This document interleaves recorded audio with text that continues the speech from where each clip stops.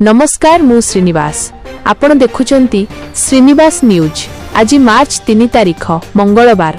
चालंतु नजर पकाइबा आज देश दुनिया एवं आम ओडिशार 9टी मुख्य खबर उपरे। मुख्य खबर मेन न्यूज। एक बड़ खबर आज आकाश रे देखा जिवो ब्लड मून बा पूर्ण चंद्र ग्रहण।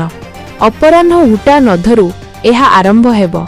2 ओडिशा राज्य सरकार 10 लाख कोटीर बजेट उपस्थापन करिसंती जेउथिरे गरीब और चाषींक पई बड़ पैकेज अछि। 3 सुभद्रा योजना जेउ महिला मानकर टंका बाकी अछि सेमानंक खाता को एही मासरे ही 5000 टंका आसीबो। 4 सीमा विवाद ईरान और इस्राएल मध्यरे युद्ध स्थिति जोगु भारतीय माननकु सुरक्षित फेराई आनिबा पई हेल्पलाइन नंबर जारी। 5 प्रधानमंत्री आज बजेट वेबिनार रे अर्थनैतिक प्रगति उपरे गुरुत्व देबे पीएम मोदी।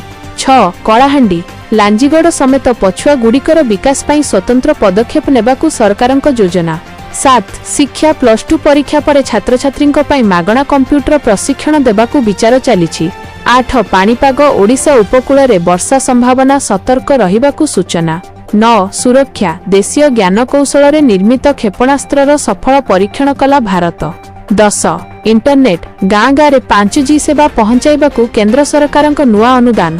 11 स्वास्थ्य आयुष्मान भारत कार्डधारी एबे बड़ मेडिकल रे मागणा चिकित्सा सुविधा। 12 श्रमिक असंगठित श्रमिकों पई नुआ सामाजिक सुरक्षा योजना घोषणा। 13 सुना आज बाजार रे सुना दर सामान्य वृद्धि पाइछि।